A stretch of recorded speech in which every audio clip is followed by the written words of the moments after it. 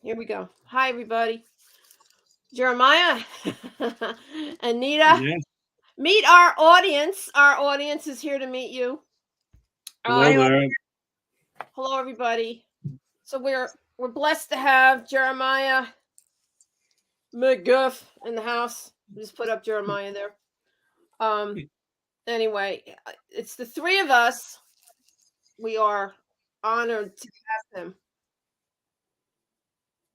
Ooh, we're getting big feedback. Wow. Why is there so much feedback?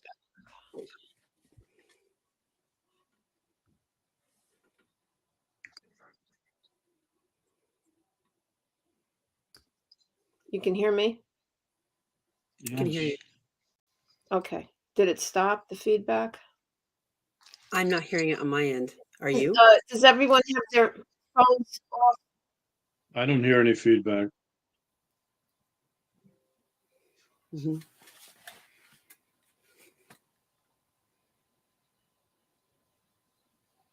They're interfering with you, are they?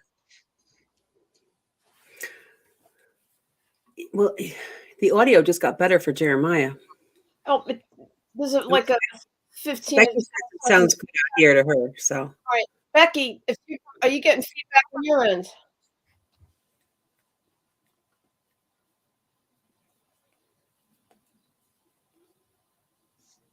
I don't know what to do with this. Okay. I'm gonna turn down the volume on my computer. You guys can hear me? Yes. but I can hear on your end that there's feedback on your end for you when you talk. Are we still getting feedback? Not for me. Mm-mm. But there seems to be an echo on when you talk on your end. I can hear myself echoing on you. Is your phone on? It's echoing on all of us. I don't know what to do with this. No.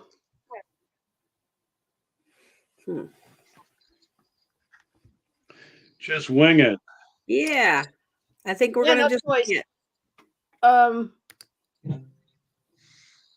Well, ask Michael to work it out. Let's go. All right. Anyway, I'm going to introduce Jeremiah. He is our voice for all of the future videos that we're going to be making.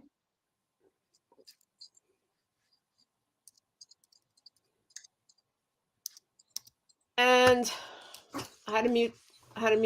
Hopefully you guys can hear me and the dog barking. So he's our divine masculine. He did the voiceover for the initiation, the solar knighthood initiation. So you may have heard or not heard his voice on that recording. But we're going to be doing some more video on Winds of Truth. It may be Egypt. I may be continuing. I had 3 videos up there for Egypt. I'm kind of feeling an Egypt thing calling me right now. I don't know what it's going to look like. We already have Lemuria up there. I don't know if I did 1 or 2 of those. I'm trying not to go back and repeat over again. I want to just create new stuff. But Jeremiah is our new masculine voice, and there is Winds of Truth material that I have not published yet that I'm being called to put up there, along with, the protectorate material coming through Anita. Very, very important. They're kind of like the leaders of the channel now. We've basically reoriented everything to interface with the protectorate because it is Archangel Michael, it is Josias, it is Lord Ahura or King Arthur. They're all involved with that, and we're all on this universal guardian mission where they're in charge, and we answer. We feel aligned with what they're trying to do with the universe and also helping humanity achieve the ascension here on this planet. And we've all been prepared. I've been preparing my whole life. I know this. I've been feeling it, especially the last 2 years. Jeremiah and I had a conversation about it. He's feeling the same way. Anita and I just met last October. I met Jeremiah the prior year, and all of a sudden it's like boom, like really, really close connection. So I want to let them share about their journeys and how they feel about how they got to now. And then I'll let Jeremiah share how he's been feeling lately while he's been getting into this role of orating for Archangel Michael. And Anita's going to have some more to share from the protectorate. So I'm just going to let it flow. And whoever wants to chime in, Anita, maybe you want to take over and lead the way with Jeremiah. You want me to start, Jeremiah? Okay. So in terms of my background and getting into being awake, it started, I think, from when I was little. Funny, Jeremiah and I were having a chat. We were talking about time. And so I've never been plugged into time. My whole life, I've always been unable to gauge time. And I always had to wear a watch. I always had to keep checking. And it's funny because my family would always be like, okay, Anita's late. She's always late, and it was kind of the standing joke that I wouldn't be able to, be on time. So it's funny to find out later on that it's part of not being plugged into the time matrix, which was interesting for me to realize that. I started doing energy work with healing touch when I was teaching. One of the school nurse friends was getting involved with that. They were using it in hospitals to help with pain management, among other things. So that was my introduction to finding out about the chakras and the energy system and working with healing. It's the first time that during healing sessions, I would see angels and also the Blessed Mother. I've seen other beings there. And I started to channel at that point, and I wasn't really well protected. So I kind of had some bad experiences. And I said, I'm done. I don't want to do this anymore. But I never left that sense of I knew about my energy system. I was always in tune, thought about it in terms of the chakras, and that's always stayed with me since I learned about that. And I always kind of interacted with that. And then about a year and a half ago, the veil just off my eyes, and I totally woke up, and I've been on just such a fast roller coaster ride since then. I've been working on learning and uncovering like all the rabbit holes that we talk about, but working really, really diligently with my energy system, working on density, getting rid of all the stuff that holds you down. And in the process, I've lost probably about 60 pounds holding density. And it really makes a difference when you let go of and work through traumas, you work through things that you're holding on to. It's no lie. You really do change and you really do let in more light. And your life is different because of it. So that's kind of where I am now. I've gotten to the point where I started to connect in with the galactics, with my ascension team, ascended masters, and now the Protectorate Council of Light that works under Jesus, under Yeshua, and also Michael contacted me because they wanted to use this as one of the platforms to connect in with the guardians. And I think it's because, Melissa, you have such incredible guardian energy. You are one of the guardians. And so I think this platform was really put forth to be able to contact the people who resonate with you are more than likely those who are part of the guardian group. So here we are. So pass it on to you, Mr. Jeremiah. Hello, everybody. No, I've enjoyed. The contact was initially made with Melissa, and we joined the Simon Parks group, and that's where we met. And there was some interesting conversations and interactions, and it pretty much fulfilled a need. It was great to meet other people who truly did not enjoy the environment in which we were living, but also never really fit in. Always, you could say oddballs, but I just refused to accept the construct of the world we were living in, from throwing our elderly away and trivial use and amusement parks and all sorts of garbage that's been permeating our lives. and then I got to raise 3 kids in this wonderful environment, and all sorts of events exploded in my house, which all required me to set my feet and refuse to partake of the foolishness. But so when one of the initial descriptions of my view of myself to Melissa, which I thought was extraordinary, was she asked me, how do you view yourself? And I said, I'm Arthurian. I've always been Arthurian, and that's how I view life. I always fight when it's might makes right. I refuse to accept that.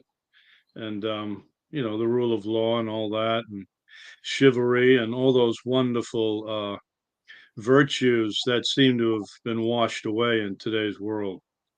So she heard that and she erupted, because then she introduced me to what we are now partaking in, and I'm glad to see that Artur is playing a major role, because I always thought he did. He certainly did with me. I I grew up reading all the myths and the Iliad, the Odyssey. Theseus is my hero, as well as Alexander, and so many. I love the heroes, but the heroes that suffered greatly. You're not a hero unless you have your nose put into the turf. So, and that's pretty much how my life's been. I was an athlete. I was a typical Celt, always throwing myself at other large bodies and enjoying it immensely, and suffering and all the good stuff that a physical creature should do as a man, not as a woman. As a man, some women do it. I always grew up with lots of Tom girls, and I loved them. They were wonderful. So, but I'm looking forward to this new journey, because we've all known that there's no way that we're alone. And when you begin to receive all these downloads that we've received, meaning, the Q drops and all of that stuff, you realize, and you knew it all along, that so much has been concealed from us. Like I'm a great fan of Alexander Solzhenitsyn, and how the world ignored the slaughter of the Russians during the Bolshevik Revolution astonished me. And then the Chinese under Mao, and then to find out that this mechanism was just a centralizing mechanism to control people. It had nothing to do with a cultural creation. And it all makes sense. And the fact that that humanity is far more powerful than any of us realize. I'm a Catholic. I was raised a Catholic. And what I loved about Catholicism was, and all the ancient myths from Gilgamesh on always speak about, you don't live unless you suffer. If you don't experience loss and, challenges in life, you're not human. And so for me, Christianity and the role of Christ is a wonderful sort of example to as a figurehead for one's faith, and to give one's life, because that's what soldiers do, that's what parents do, that's what brothers and sisters do, that's what friends do. And for me, I agree that that is the greatest gift, is for you to give your own life at the for someone else. So just there's so much, and but it all pointed in one direction, and it's the direction we're headed. It all pointed. They couldn't deny us the obvious, so they had to give us part of the story, Mm. and it's being filled in incredibly quickly, and it's absolutely exciting. Thank you, Melissa and Anita. It's funny because I forgot to a quick part of this was I was studying the Arthurian legend. In my undergrad, I was going to go and pursue Celtic studies, Celtic mythology at the university level and to teach it. And then I wound up choosing to be more connected to teaching high school English, because I felt there was a greater need, because I saw, so much that was needed help in terms of teaching. But I mean, I grew up my whole life. It was like unicorns. I was in love with them. It was all about like my first thing that really pulled me in to read, because I am a huge reader, was The Lion, the Witch, and the Wardrobe and the tales of C.S. You're Lewis's right. journey. And so, I mean, that's what, and my whole life has been about, knights in shining armor and the story of King Arthur. And I just laugh at that because, you look at it and you realize, why are we so drawn to it? And now we're getting answers as to why, because it's part of our story. It's not just mythos. It's part of our past that we're going to be recovering. So I'm really excited about that. I just wanted to add that in. I agree. I just wanted to add that in. I'm going to try to speak now. I agree. Can everybody hear me? Yes. You guys can hear me? To speak now. I agree. Here we go with everybody feedback. Yes. It's reverberating. I agree. Here we go with everybody feedback. Yes. It's reverberating. I agree. Maybe I'll just type it in the post. Yes. It's reverberating.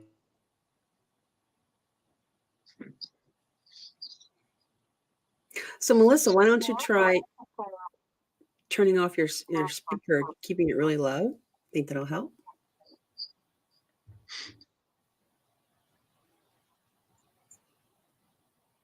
You did. Okay. Well, Jeremiah. Yes, ma'am. How about now? So looking at, are you back? Okay. I muted my own speaker, but can you hear me? I'm so sorry. Okay. Now, is it reverberating, anything like that? A little. Okay, good. A little bit. So I'm actually, last night I listened to the first, I don't know, bunch of chapters in The Mists of Avalon. For whatever reason, somebody gave me the book, but then I downloaded it. For me, last August, Ishmael Perez with his book, not August, June. I was overwhelmed when I did the first few interviews with him with mental. And that's coming up on Good Friday next week, which I didn't want it to interfere with what we're doing here tonight. So tomorrow I'll be letting the channel know that he's coming on Good Friday at 1:00 p.m. Eastern, live.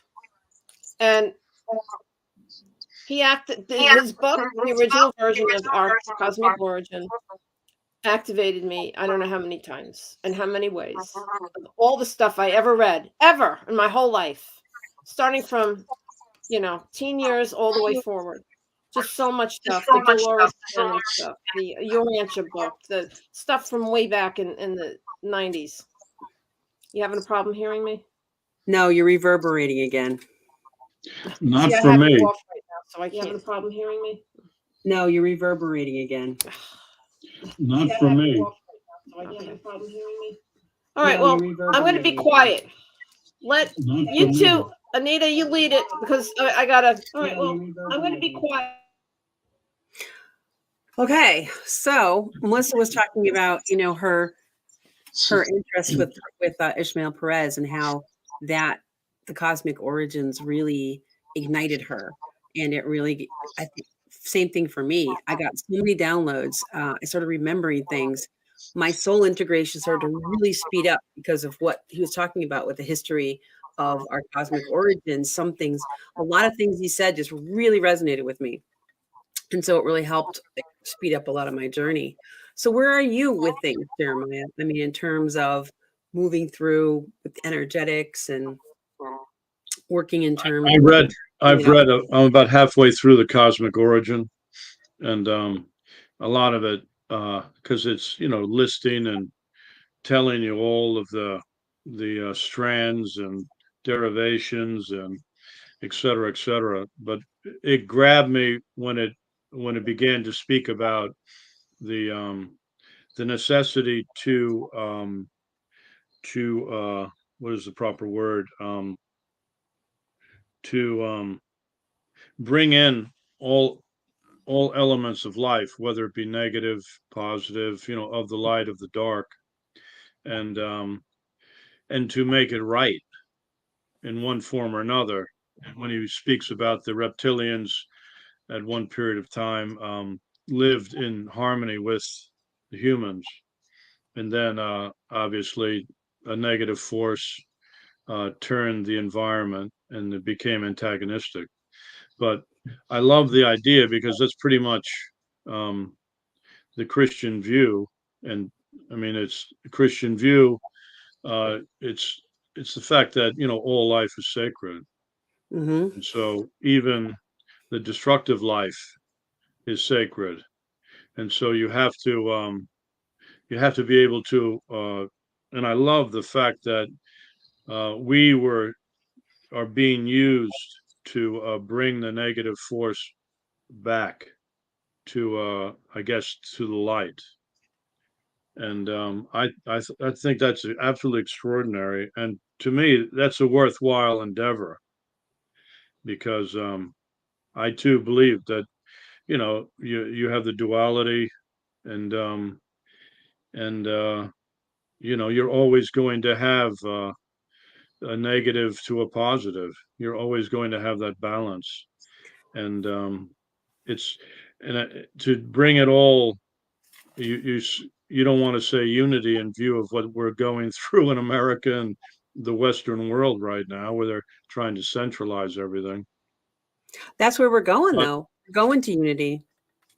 agreed. And so I guess it's things are being reconciled, and that's the word I was looking for. Was it's a reconciliation, and I'm all for that because in viewing just in contemporary times, the meaningless deaths of those who were vaccinated and others that were harmed by the vaccine.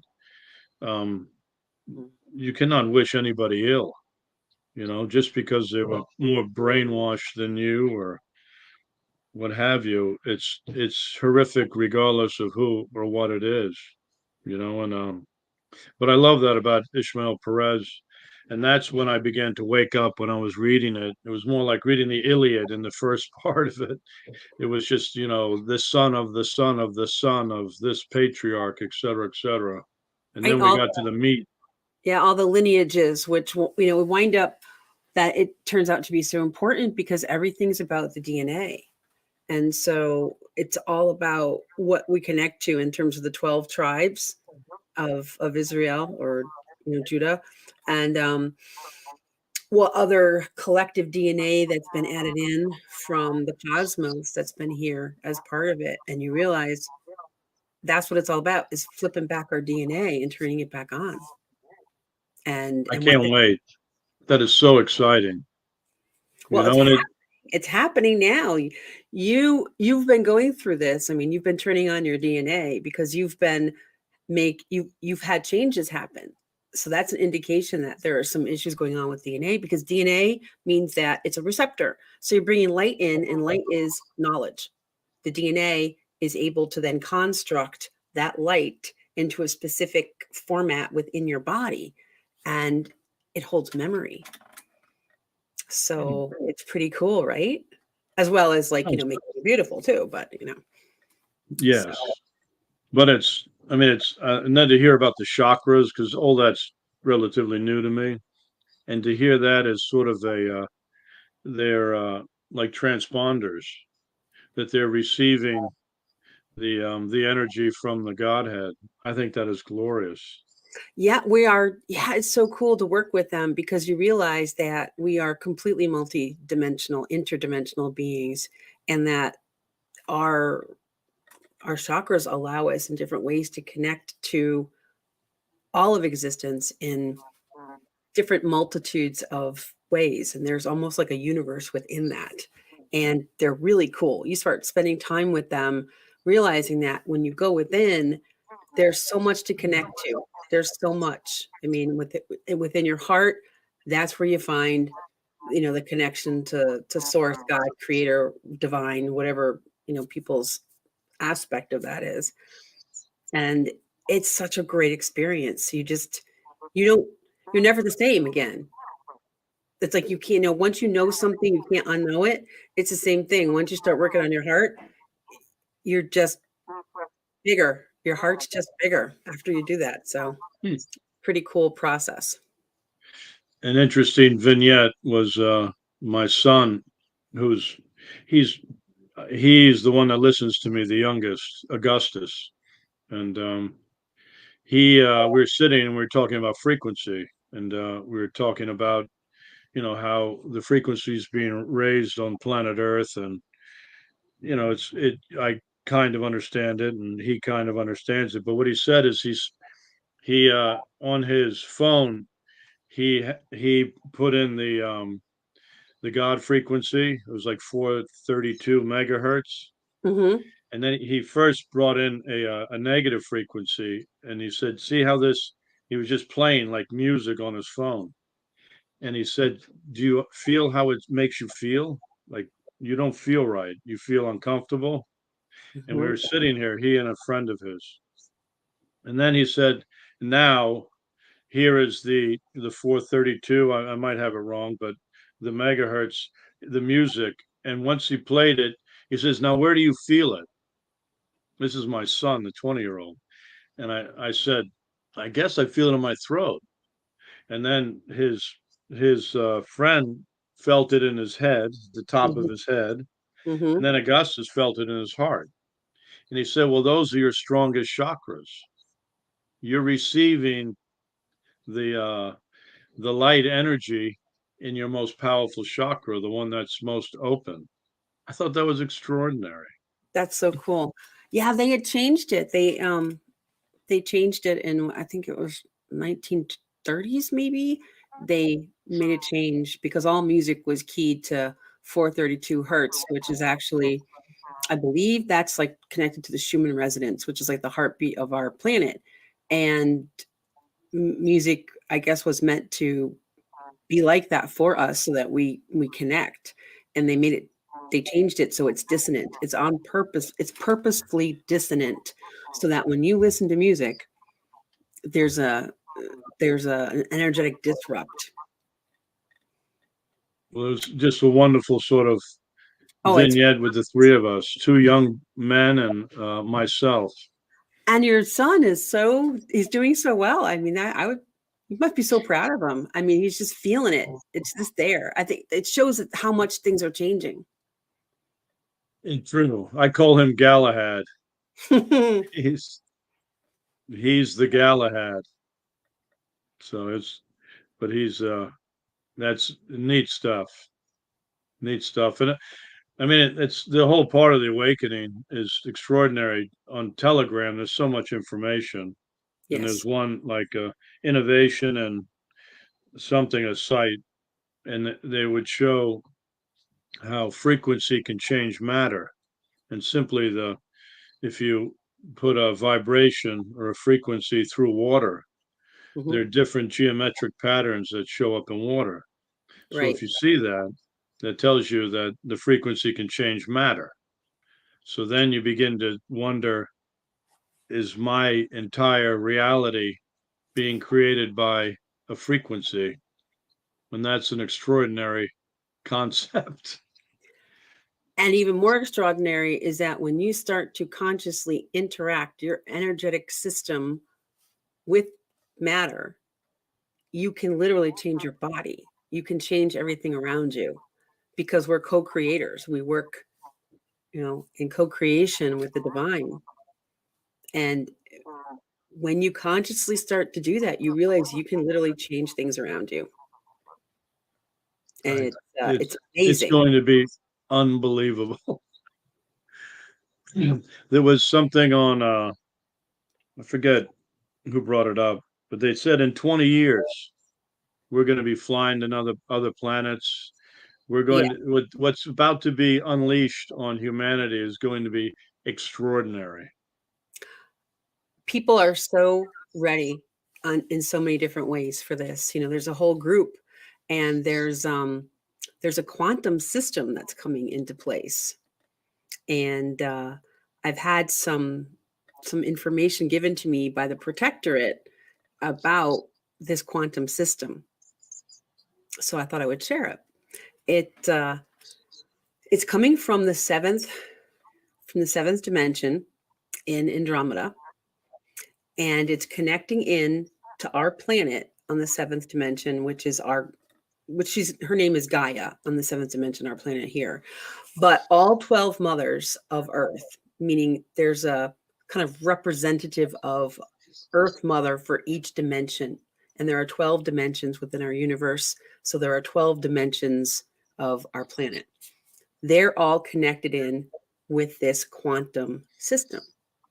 And it connects to the Alcyon, which was coming from the sun in Andromeda. And the whole point of this is it is a construct that is being devolved down to where we are right now. And guess what the true fuel of this quantum system? Hydrogen. God's abundance. That's even better than hydrogen. Because with the distortions that have occurred on our planet, what has created the veil of separation that's most intense for most of us has been the inability to really believe in God's abundance. Well, it's only been evident to a few. Exactly. Well, we've been programmed for scarcity mentality, and our lives have been programmed to live in scarcity. So it's been very difficult to believe that there's an infinite amount of abundance available to us. So this quantum system is going to allow us as a collective, as everybody's going to grow and to increase in our connection to the divine through the idea of abundance. And of course, with that, we're going to grow in all these different ways as well. Because once you open up to that, then you open up to the full scope of what's available through source. And as you increase in frequency, the system is designed to move back up to the seventh dimension. So it's a system that's going to allow us to grow, because we're eventually not even going to be using money. We're going to be using energy. Love is the main currency. Respect, pride, pride as in I am proud of you. You are an amazing person. That kind of, not hubris.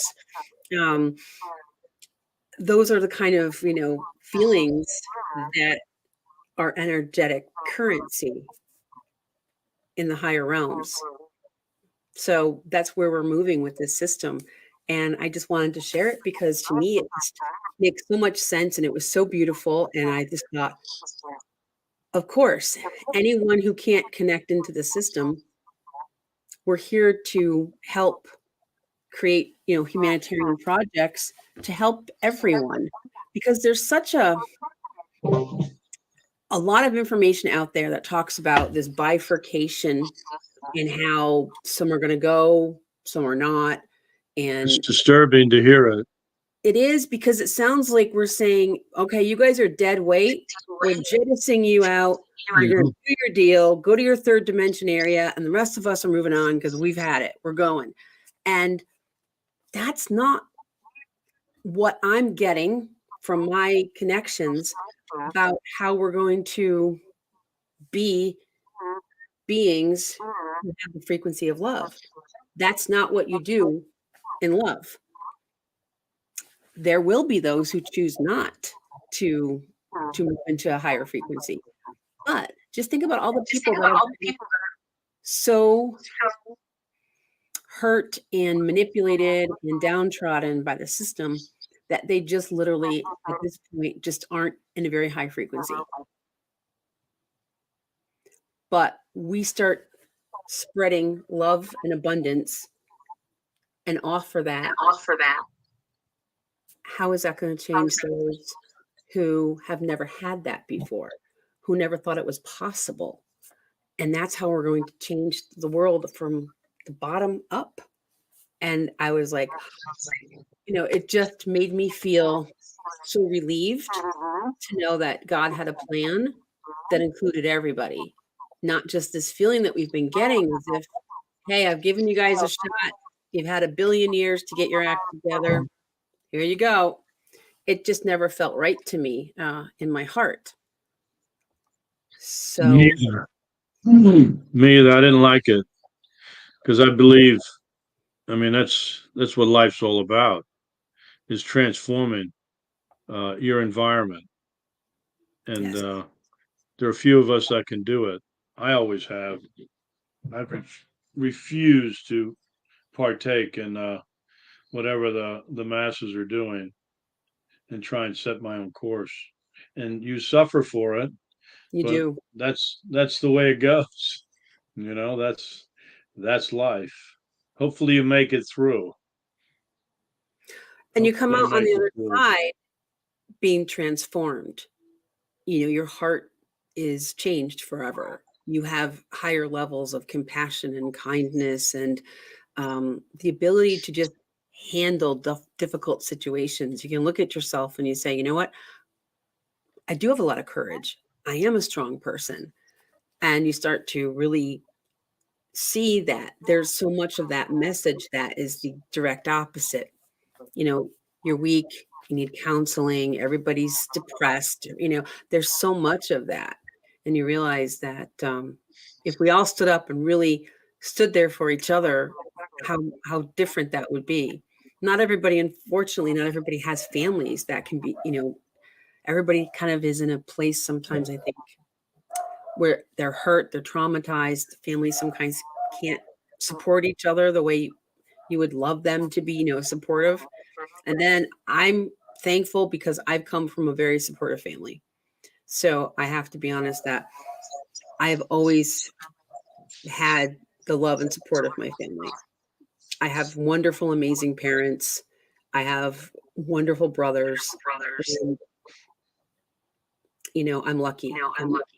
I wrote that into my contract. I knew I needed them. But that's the way it's supposed to be. I grew up in the Midwest, and it was common that there'd be 10 and 12 kids in families. Right. And I mean, it was common. We had five, and we were seen to have a small family. And this was only in the 60s and 70s. Mm-hmm. And the transformation has been absolutely dramatic, and then as a kid, the world was ours. We'd run around, play outside. Parents didn't bother with us. The parents would discipline you if you were at their house. They'd spank you if you didn't behave, and they weren't your parents. And who cares? There's so many kids around, and then kids respected and understood the boundaries, and you were allowed in the house and roam the neighborhood freely, and it was absolutely wonderful. I love that as a kid because I grew up more in an urban setting, but it was the neighborhood. You had, boundaries. My dad would whistle. You'd hear his special whistle. You knew it was time to come home, That's and right. you were out doing your, thing. But we didn't live with a sense of fear. It's unfortunate that our world has kind of progressed into, everybody's afraid, like, oh, I have my kids outside, something could happen to them. So now all the kids are inside in front of their screens. And so you watch how culture has socially engineered things to be the way they are right now. And we're Yeah, going to change single all that. All of children. us together are going to change that. Yeah, I mean, to have one kid, the poor kid, it's like hanging around with adults its whole life. It's like, I good know, right? God, no siblings. What a I mean, poor I know. child. Oh, that was Melissa. She's like, I'm an only child. Melissa can't wait to tell us what it was like. I know, right? So, Melissa, have you gotten it figured out yet? Or are you still reverbing? No. We have to hold down the fort, Anita. Oh, I know. So I'm We not, have to yeah, hold down the tonight fort, I'm not Anita. speaking. I I'm only in the know. chat. I can't So- figure it out. that is really, I guess it's you and me, Jeremiah. I guess that's what the In universe is in the looking beginning, it's always rough, Melissa. for. You'll be a pro in your third or fourth one. It's all about the microphone. That's what we're learning. It's all about the microphone. Yes, when we're virtual, absolutely. Yep. Yep. So tell me a little bit about your experiences with doing the oration, because your voice is definitely coated with information that's coming through. So I'm seeing you as being a huge gift to us with your voice. So how does that, what does that look like for you? No, that's lovely. I mean, my whole life, I've always been told that the voice has been different than everyone else's. And, they're all like, why aren't you a newscaster? And I'm like, why the hell would I want to be a newscaster reading off a card? Right. So, but, and then, there's, I was, wherever I went, I was a leader. So I was always president in high school and college, president, and, captains of the teams and all that stuff. So I was always having to orate in one form or another. Hmm. Because what you see is, I was around athletes, and athletes have a hard time verbalizing anything except their own emotion. So I was always the one who could put the concepts into words and make them think of something bigger and greater than themselves. Thus, make a team out of the athletes and the members of the group. But and then I was raised by an intellectual. My father was a famous scientist, so the intellect, the discussions at the dinner table were bracing, and if you didn't have anything to offer, he'd ignore you. He'd cut you off and tell you to leave the table. So it was to enter the conversation was an honor. You're sitting with Nobel laureates and other people, Marxist Sandinistas who are, physicians, all sorts of crazy people at our dinner table over the years. And so, so conversation was always important, and Mm. communicating ideas was always something that was necessary at the dinner table. You had to be well founded. You had to have read the classic texts, and you had to know what you were talking about. And it was always challenging, and it was lovely. The old man, I would say. As an "Mhm, English teacher, I was just quite shocked because not many people come around talking about, Theseus being their hero from reading the Iliad and the Odyssey. Because I mean, I taught that in as an English teacher, but you don't really hear many people talking about the classics. So I'm like, oh, Jeremiah, you're something special.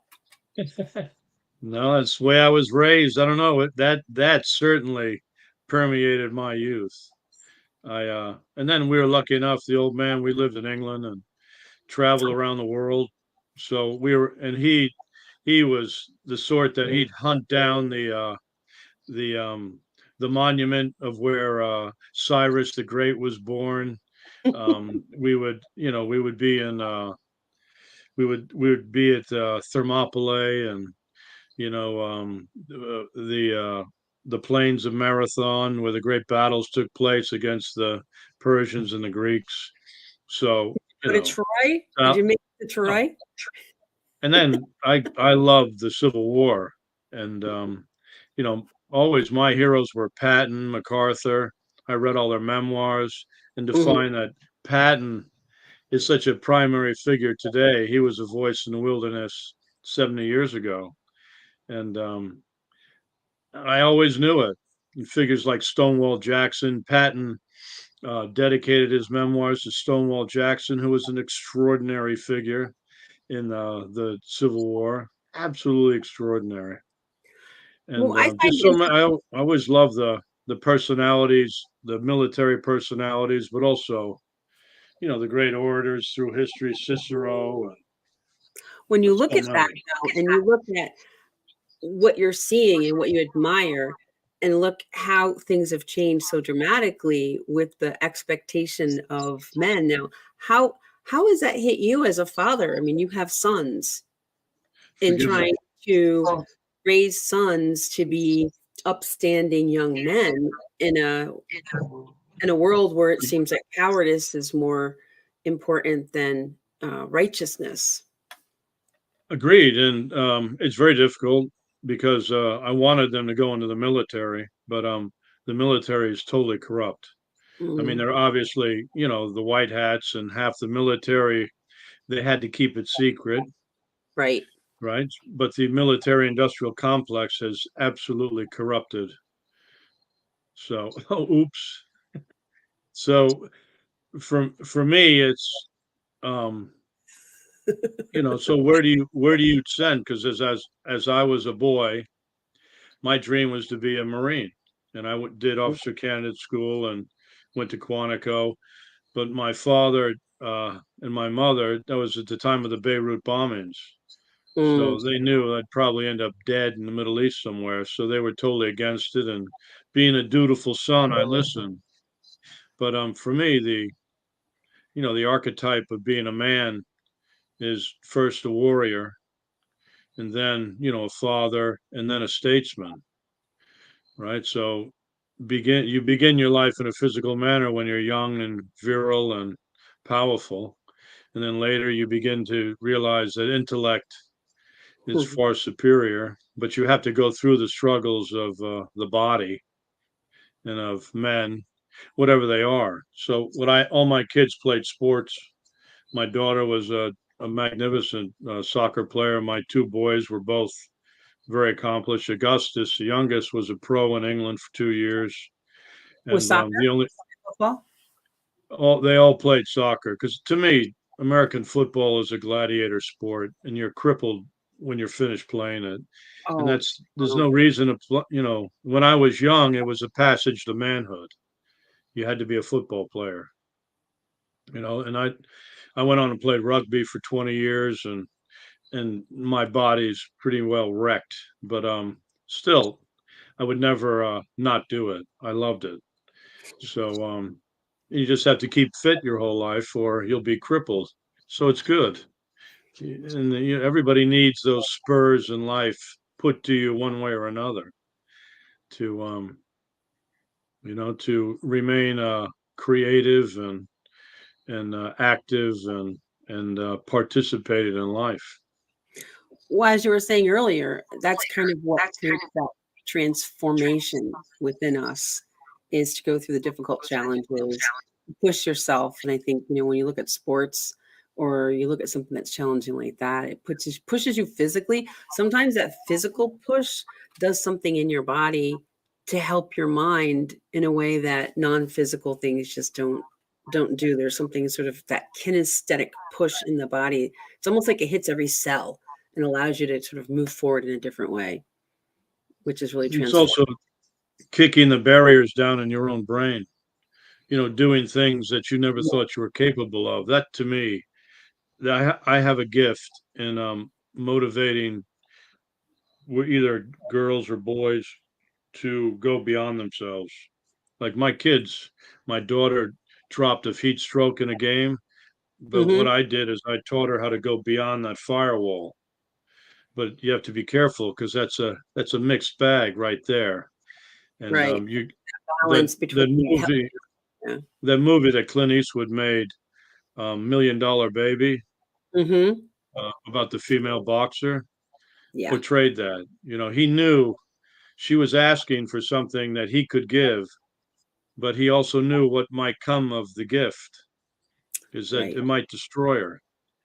And it's what an extraordinary, because I mean that's what we all face.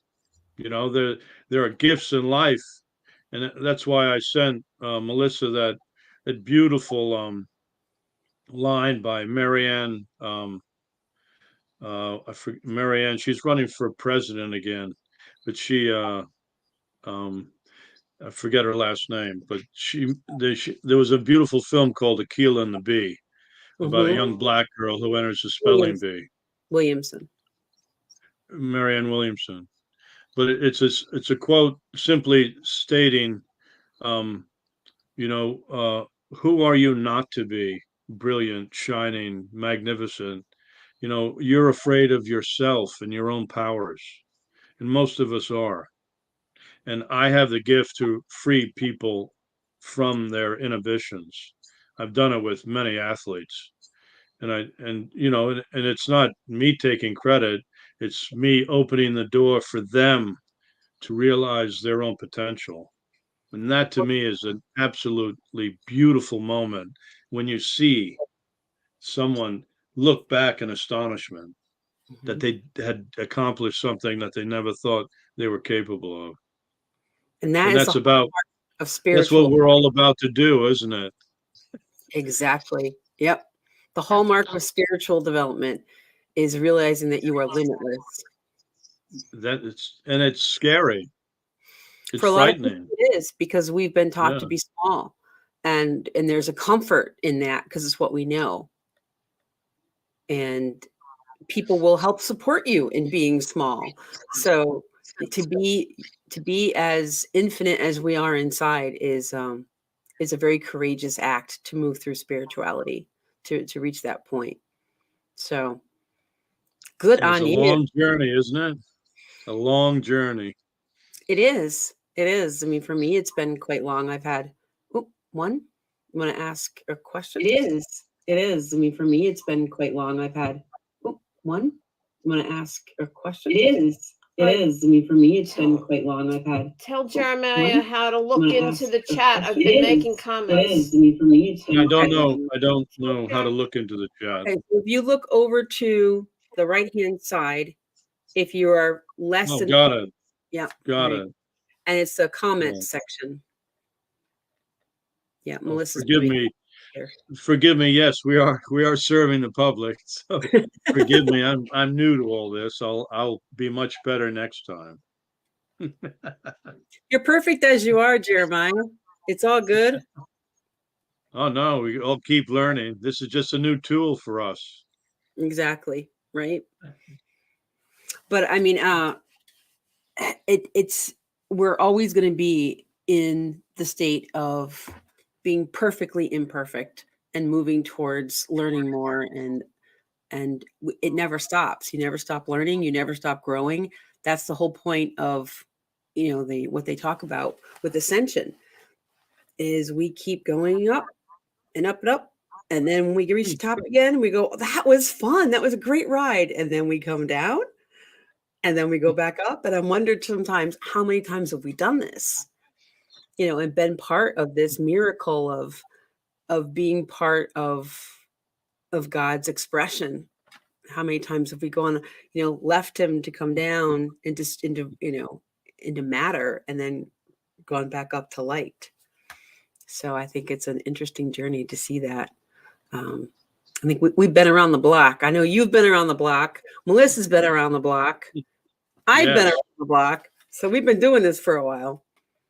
Well, you don't get to this block unless you've been around it. Yeah, right. Carrying it on your back. So yeah, for sure. Sometimes. I mean, some of us have to drop organs and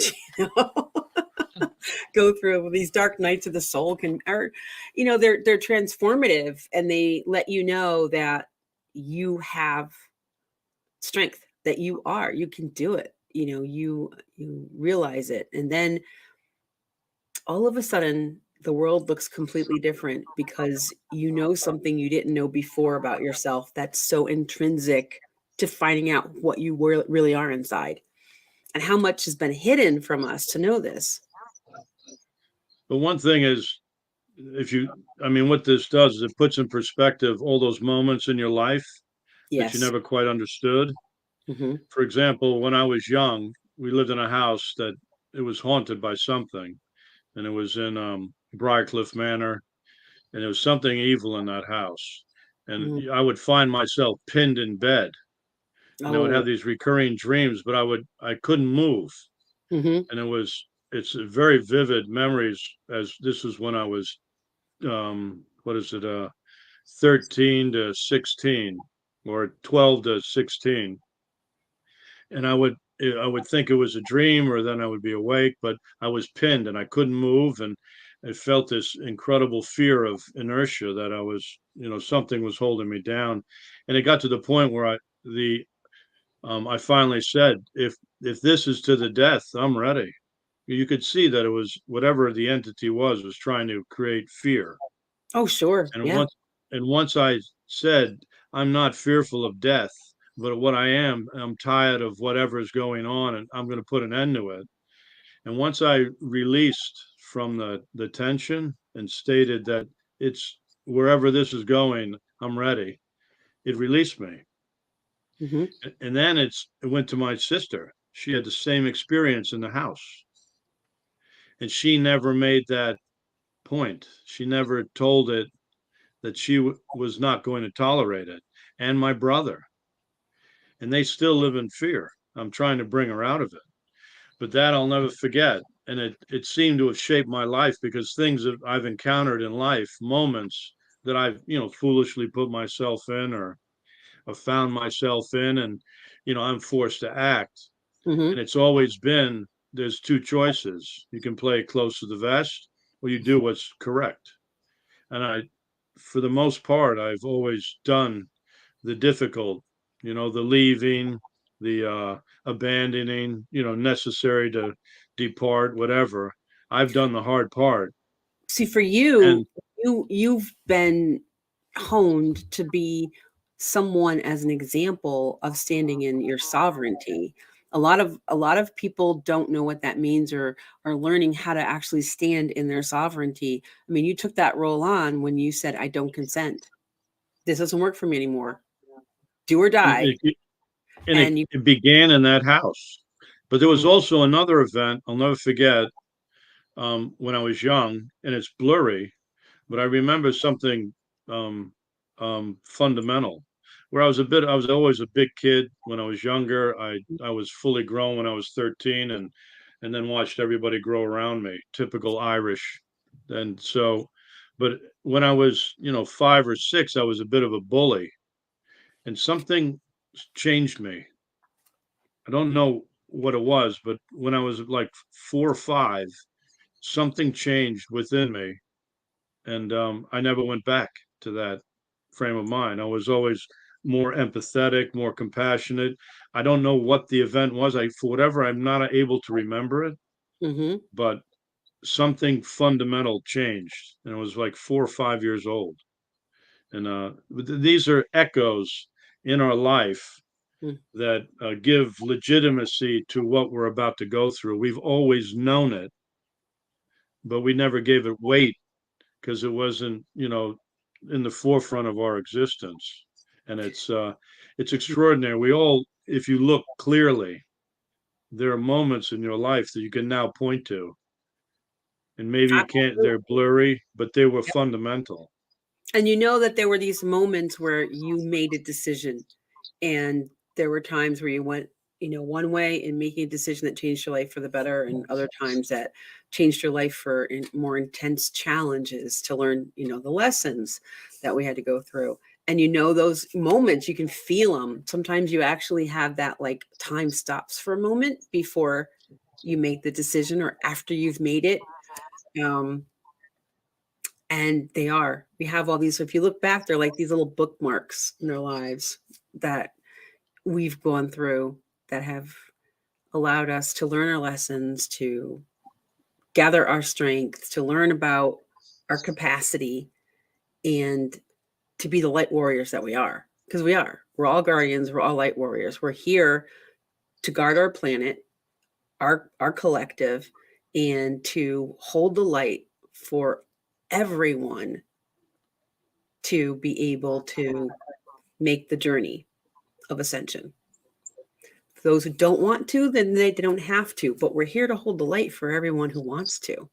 And I personally am not of the mindset that I'm leaving anybody behind. I mean, I've never been a Marine in this lifetime, but we've been warriors for many lifetimes. We're not leaving a man behind. That's my It's a thoughts. great ethos. That's a beautiful ethos, man or woman. That's the way to live. But that's what I love is, the echoes, like being a Catholic and Mm-hmm. Christianity, for that to last 2,000 years. I mean, it was, manipulated and used as a control mechanism, blah, blah, blah. But that ethos, that you can always be forgiven, Mm-hmm. that if you look for it, the redemption is always there. You just have to want it. Has to be true. I mean, those things are, you can't kill that, because once you kill these, that ethos, then there isn't much worth living for. Then you just truly are a slave or a servant. And then you're completely in that service to self mentality. You've given up Agreed. the service to others, which is one of the parts of becoming a citizen of the world and a citizen of the cosmos, is service to others. It's part of our universal rule set, the law of one. It's worth living for and dying for. And I think many of us have, and are remembering some of that. And part of what we're doing is pulling all that together as part of the integration process so that we can remember who we've been, who we are, because it's all really happening now because of time not really being time. Everything's the now moment. So anything you do to heal now, it heals across the time continuum, space-time continuum. So all the stuff that we're learning now is helping other lives and helping, because it's all happening now because everything exists at the same time. So I've been learning that. I've been experiencing it, and it's quite amazing to know that you've got these other lives that you've led, and you're meeting this other avatar that's a part of your soul and helping them. I've had a few that needed healing and needed help. I was doing healing. I helped heal them. And then there was this integration, and it was like this exponential joy of being more. So let's see. Becky says, given the longstanding impression of the divine feminine and distortion of the masculine at a more macro level on our planet, what advice or observations? So how would you hit that one, Jeremiah? I'm going to throw that one in your court first. No, I mean, it's simple. We've all known it. There needs to be equal standing, because women, when they're true to themselves, have extraordinary gifts. If you look at, all the ancient traditions, we were a matriarchy first. And the reason we're a matriarchy is you had the gift of life. We didn't. All right. So it's almost our inability to create life. But you held us in that sacred space to protect us and to hold the light for us. That's what we are, is that we're the protector. Yeah. Right. And it doesn't happen without both. Right. So we're essential to the process, which I love, because women, I view as a gift, because you are the the beauty of, you bring beauty and real the richness of life. Men, we'd be living in caves if we were left to our own devices. And your ability to create a dwelling and nurture and so much more. Nobody needs to be. Yeah, it's all about decorating. That's it. That's what we're good for, Melissa. We're good for decorating. I'm busting on you, Jeremiah. I got to bust on you. But so everybody knows the role, but the necessity is we need each other, and so thus it's equal standing. And you can look at the Muslim world, and you can see the corruption of the Khazarians in that world, because why do you treat women like animals?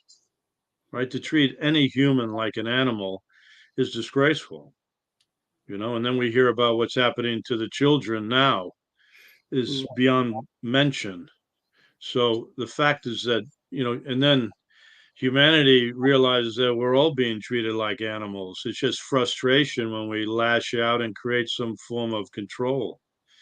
But I view women as a gift.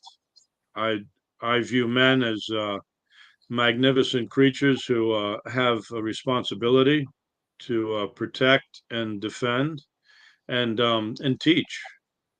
what it is to be an upstanding man. You don't have to be a warrior, but you need to be someone who thinks for himself and knows the lay of the land, you know, and that's and no, it's for me. It goes without saying. I've always known it. I love my mother.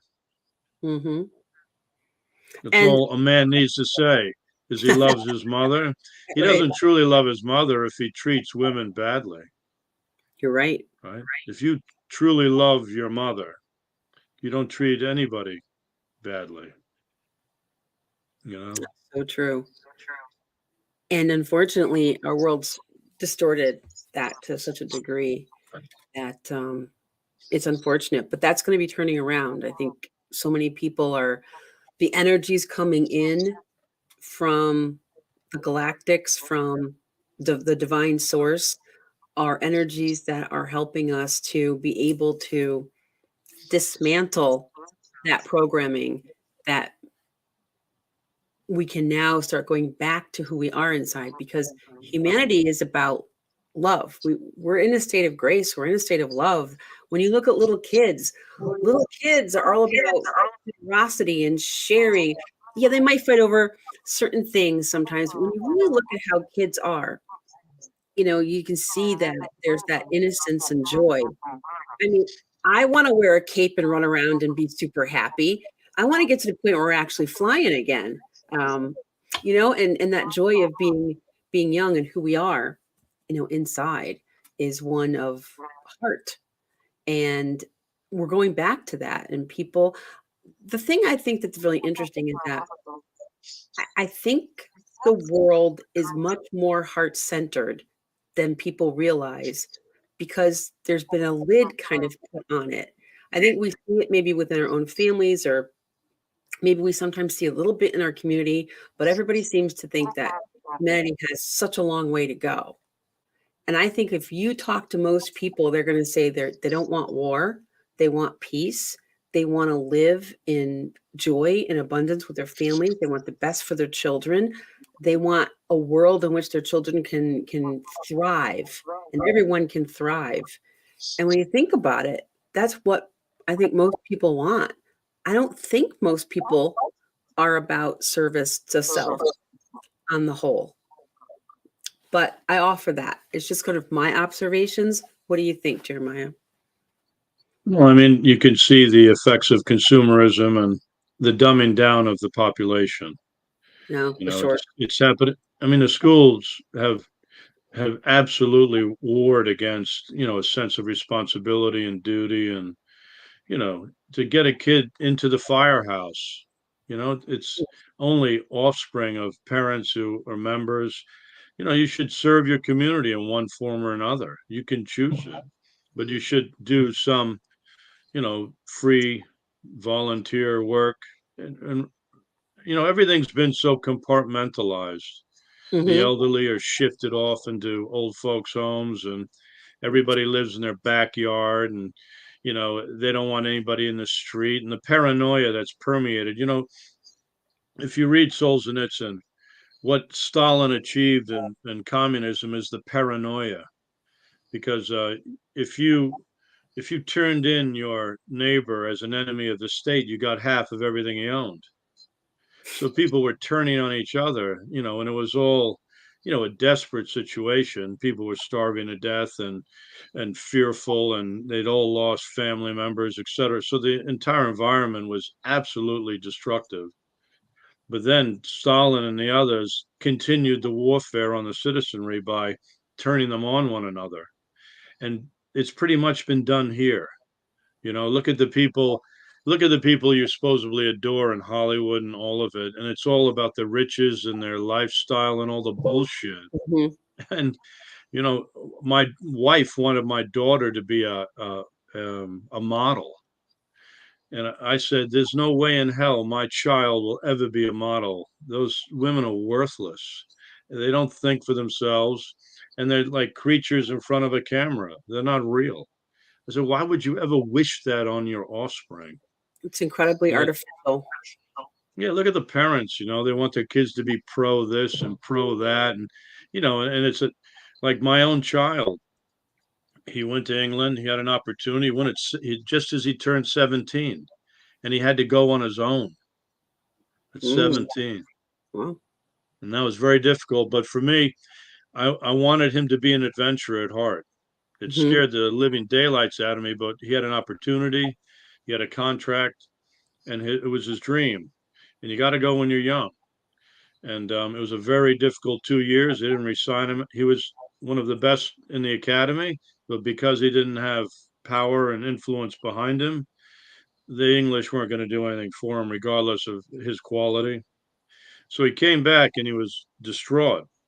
And I Mm, simply said to him, I said, don't ever do this for me. I said, this is you shaping your own character. This is things that you're going to point about as your own achievements. Don't do it for me. And I said, you've already accomplished far more than I ever did on the athletic field. So I'm already proud enough. I said, you take this how far you want to take it and let it be your decision. All right. And when I released him, it was necessary, but many people never release. They continue the pressure their they kids so do. needlessly to become what, you know? Extension of what they wanted. It's about the parents, not the child. But Or that's the not individual. parenting. That's That's not parent. creating that's creating a robot. Mhm. Like I was looking at it, these pro athletes, they're like raising a hunting dog. Oh, You have to be so disciplined and, mm. you have to know and train and all of it. It's like raising a hunting dog. And I told them, I said, you're not a dog. You decide what you want to do. But it was a great lesson for me. And I could see it was building that he was becoming despondent. And I thought he was going to suicide. It was very scary situation. So, Wow. it's this whole environment is toxic, you It know? is. And in that toxicity, in the fact of what we've all gone through with this density, to see how much light we're still bringing down into the planet, just hold that there is so much truth and goodness that's here, and we're gonna shine brightly. The darkness is here to actually help us to illuminate, because the illumination is that much greater in dark. But we're ready. Agreed. We're Well ready, said. fully illuminated. So we're there. So Violet's got a question. How will we be living now here on New Earth, and what will the homes look like in free energy ways soon, or should we try to get solar? Energy bills high here in BC Desert. What do they say living wise for us? Um, so do you mind if I take this one, Jeremiah? Please. So New Earth is going to be a state of mind for a very long time, because we're living in, our bodies are still in third density. We're still in the third density. If you're vibrating that high, we wouldn't see you anymore, because you would literally be out of the bandwidth of being perceived. Our bodies have to literally make an adjustment up to a higher level of existence. So this new earth does exist in the higher frequencies, but it's going to be a state of mind that we create here. And of course, as a state of mind, we're going to implement it physically. We're going to need to do this through the humanitarian deal that we've talked about with revaluation. That's really where we're going to see the biggest changes coming, because what we need to do can only happen once the old system has dissolved. To try to do this within this system that is still very much holding us in debt isn't going to work very much. So all these patents that have been held away from us are going to be available. So now we can start implementing the new energies, where we're incorporating the connection to the ether and the geomagnetics. We're having free Wi-Fi, free energy. We're going to be able to start changing things over with hydrogen, using water technology to separate hydrogen and use hydrogen. We're going to have so many different options, but timing is going to be divine timing. there's been a lot of talk about when. And when I talk to them, they keep telling me, Spirit keeps telling me, live in the now, live in as much joy, keep focusing on what you see as your reality here, what you want, which is part of helping to manifest this new earth perspective and see it happening. Live in joy and flow, because this will happen. There are some indications that there in our world that I take as very telling that things are moving forward pretty quickly. One is what's going on in Iraq with them choosing to go through revaluing their dollar because they're moving away. They're going into a different revaluation in the BRICS community. So on the revaluation side, there seems to be some movement forward. How is that going to affect us? I don't know. And I don't know the timing of that. I just heard on the news today, in passing, as I walked through the living room, that Pope Francis is very ill in the hospital with some kind of respiratory issue. And I stopped for a moment and I went, what? That's interesting. That's sort of an interesting event. So all I can say is I think things are moving forward pretty quickly. But divine timing happens when divine timing happens. And there are no specific dates. If anyone's giving you a specific date, it's sort of like that possible bookmark with all of the variables come together in the perfect now time moment. It could happen here. But there are so many variables that, and it's part of our journey to live in the joy, live in the now, so that we can get to that point. So that's kind of my perspective on it from the information, because I've asked about things going on with the Spirit, and I've asked Messias, Yeshua directly, and that's the kind of information that I'm getting. So that's what I have to offer. So I hope that's helpful for people. Live in joy. Live in joy in the now moment. Anything you want to add to that, Jeremy? No, you're the one connected to the protectorate. I might be, but the volume isn't up to a proper level for me. I have the the normal sources of Cliff Eye and others who are pretty extraordinary, SG and on. Right. So, there are calming voices out there. Cliff High is not one of them. He's unbelievable, but SG Anon and a few others are absolutely brilliant. And so they provide something for everyone, and they're trying to give you the information so there is no panic. And we all have loved ones we're concerned about for many different reasons.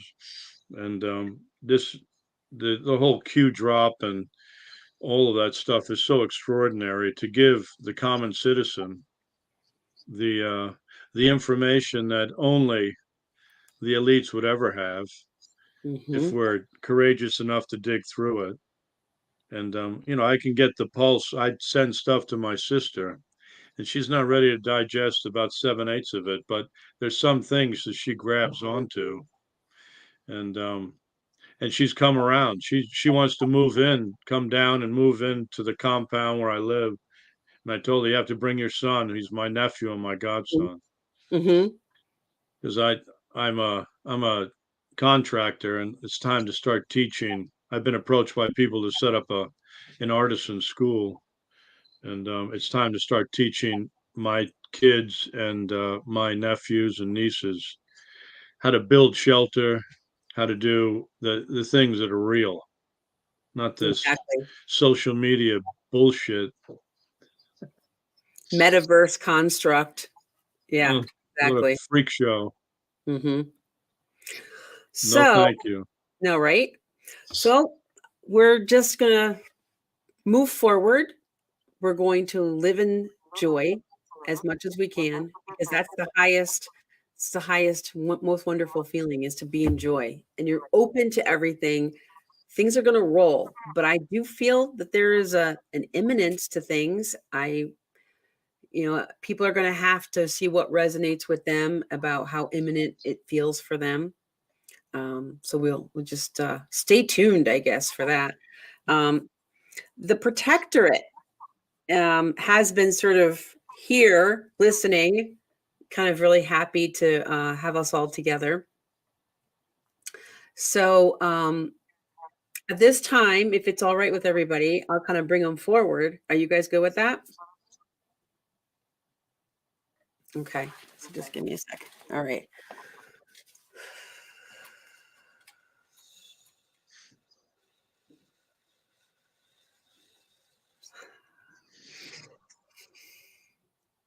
Greetings. We are the Protectorate Council of Light, and we feel so honored to be able to blend our energies with you this evening. Thank you for your consciousness connection. We have been very much listening to your conversations tonight. Interesting times that you are all in. We stand ready to support you in this process. Don't forget, not only are you living in joy, but you must continue to watch the skies.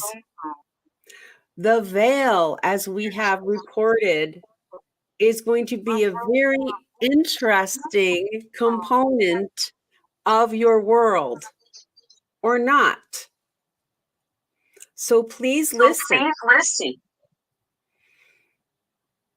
The veil, your moons, your suns,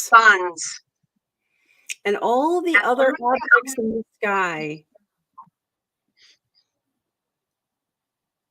We await this timing. We will not give you an exact moment. For that, as you would understand it, there are, we would say, 4 different timelines of big importance. Each timeline has a different moment for these events to occur. You have not yet decided how the timelines will move together, shift, or change. Once that occurs, the events will happen according to the timelines. Therefore, to be in the highest moment time, we suggest, as Anita has spoken about living in joy, that you find ways to live in joy. Be in nature. Ground on your planet. Your Mother Earth needs you. Spend time together, speaking and talking in joy, like people used to at the dinner table. Eat and speak and spend time together. Bring back fellowship among you. It has started to drop away in your life. Fellowship is your key, for it is through fellowship and connection through the heart that all of this happens. You are the guardians of the heart flame of the collective. You are our light warriors upon this planet, holding down and anchoring these lights that are coming in. You are our pillars, and we count on you, and you have chosen to be magnificent. We like this word you used very much, Jeremiah. Magnificent warriors of light. We cannot thank you enough. So we thank you, and we thank you, and we thank you. The joy and gratitude we have for you is infinite. Hold the light. watch the skies, be in your heart, find your joy. That is your homework from the Protectorate Council of Light. We have enjoyed blending our energies with you this evening. Thank you for bringing your consciousness into concert with ours. At this now moment time, we will leave. Thank you. Thank you. They were laughing. They were so happy. They were just like little kids. They were, like on a jumpy, bouncy house. That's what they kept showing me. They were like, little kids on a jumpy, bouncy house. So they couldn't give a time frame, but I kept feeling like soon. So anyway, that is the message from the Protectorate. So live in joy. You got your homework. You are all so welcome. What a gift, Anita. What a gift. Well, I have been blessed by, and I've worked hard. When you open up, everyone can channel, everyone can do this and connect in. It's just a matter of learning, trusting, learning, and getting rid of your heaviness, and the stuff that holds you down. But thank you all for being here to listen, and I appreciate that you were open to the message from the Protectorate. They were really excited and happy to be here, and they like to call it blending energies. They talk to me a lot about blending energies and sort of putting your consciousness together.